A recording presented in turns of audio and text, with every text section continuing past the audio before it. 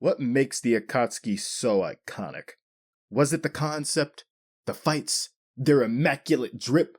For me, what makes the Akatsuki was their motivation. What brought this group of dashing young rogues together against the shinobi world? What keeps this group from just imploding and killing each other in a shinobi world where trust is a very rare commodity? Today, we're exploring the duos that make up the Akatsuki, their dynamics, the duality that brought these guys together, tore them apart, and made the group a hell of a lot more interesting as a whole. So take a seat as we vibe with the Akatsuki.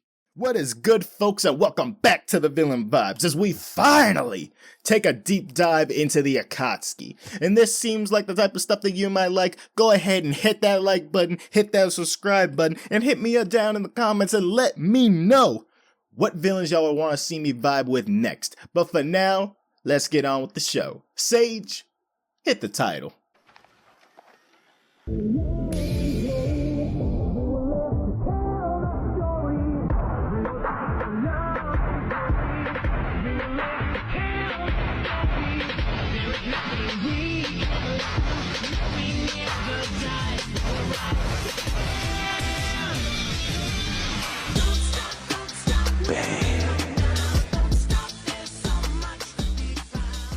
Our introduction into the Akatsuki was with the traitor, the Uchiha, and the tailless tail beast. Both men joined the Akatsuki for opposing reasons. Itachi to be the spy for the Hidden Leaf, and Kisame because he wanted a world without lies. There's a tragic irony to it almost. Kisame was loyal to the Akatsuki through and through, especially towards Itachi. Dude was bummed when he died. He felt a kindred spirit with Itachi because he knew what it was like to be isolated by his village, to slaughter his own comrades. Though their motives were different, he still felt a silent bond with him. I'll also lump Orochimaru into this because he was a part of the Akatsuki for all of 5 minutes, but because he was also partnered up with Itachi. Dude was outright disloyal to the Akatsuki. He wasn't even trying to hide what he was trying to do. Dude literally showed up, tried to yoink a Kekkei Genkai, and then bailed when he failed. In contrast to Itachi, who was able to actually hide his true intentions from the organization and get his job done. What makes Kisame and Itachi such an interesting duo is the contrast to each other. Kisame, as I mentioned, was the most loyal person in the organization. The guy literally chose to off himself rather than getting interrogated when he got captured. He left the Hidden Mist because he was the only truthful person surrounded by a world of lies and deceit. In contrast, Itachi was a traitor from the onset. Not just the fact that he slaughtered his entire clan, but the fact that he was a spy within the Akatsuki, sent by the Hidden Leaf to gain intel from the inside. Dude was likely Jiraiya's intel guy in his mole. Kisame and Itachi's dynamic is built on loyalty. Here we have somebody who will die for this organization's mission, and someone who will kill every single one of you for his own mission. Deidara and Sasori, two struggling artists that would rather die than get an office job. The tragedy of the millennial generation indeed. Their dynamic in contrast is built on their philosophies and their mutual respect for one another as artists.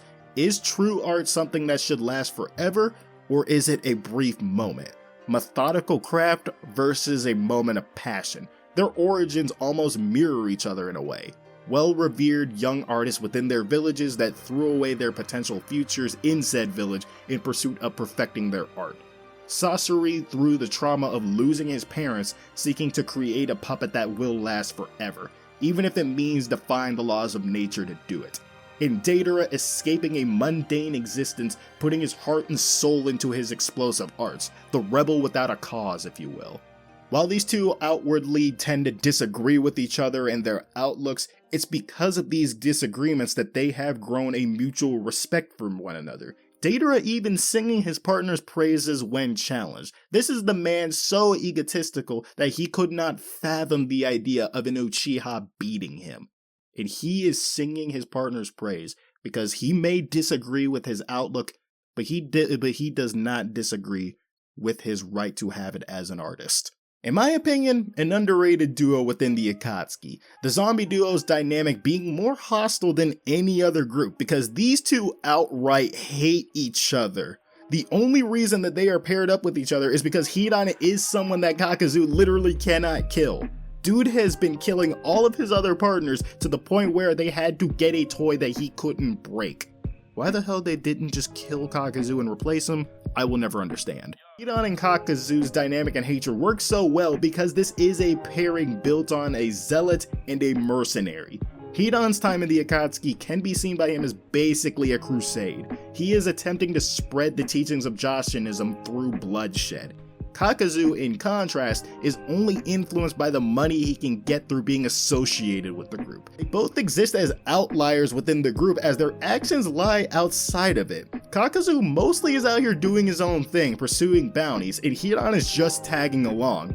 They initially came into conflict with the Hidden Leaf not because of them hunting a tailed beast, but because Kakuzu killed important people within the village pursuing their bounties. What made the zombie duo work so well is their duality with each other, the altruistic goal and the monetary goal that drive most people's motivations.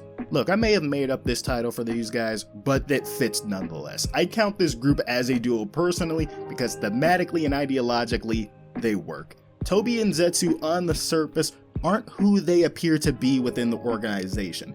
Zetsu simply portrays himself as the intel guy, and Tobi just being this bumbling new recruit.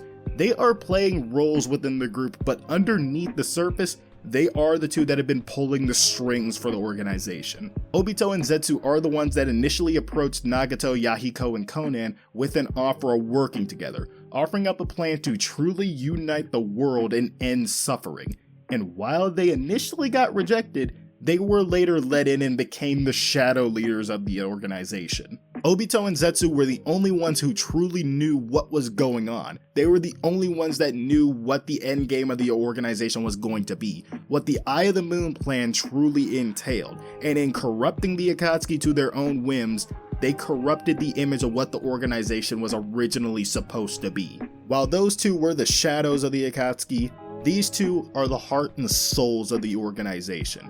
Originally, Yahiko, Nagato, and Conan formed the Akatsuki as a political organization that sought to empower the people of the Rain Village and peacefully put an end to the shinobi wars that had brought the Hidden Village to their knees. However, everything fell apart when Hanzo the Salamander and Danzo of the Hidden Leaf sabotaged their leadership, which led to the death of Yahiko and Nagato's descent into darkness. The birth of pain within the Akatsuki was the beginning of the shift of the organization's goals, as Zetsu and Obito corrupted Nagato to the point where they brought in thieves, murderers, traitors to capture the tailed beast in order to create a weapon that will force the nations of the world into an era of peace. But in doing so, the organization lost its heart. While I did cover a lot of this in a previous video, not a whole lot of y'all watched it, so here we are. It became apparent to Conan that the organization that she once knew does not exist anymore. This current one is unrecognizable to the one that they originally founded, a group that she's only still associated with out of loyalty to Nagato. The Akatsuki that she knew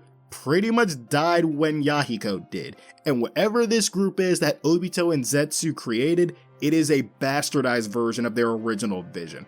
Her and Nagato's death pretty much marked the end of an era as the shinobi world plunged into war as the great nations unified to take down the organization, if you can even still call it that, led by the man calling himself Madara Uchiha.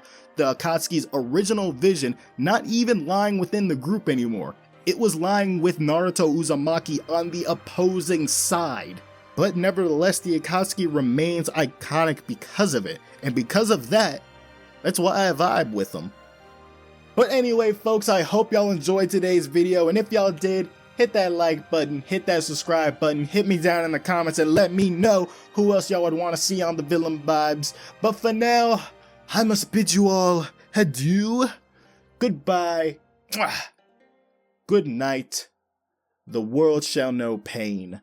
Sage out. A shiny teeth that twinkle, just like the stars in space. A shiny teeth that sparkle, and beauty to my face. A shiny teeth that glisten, just like your Christmas tree.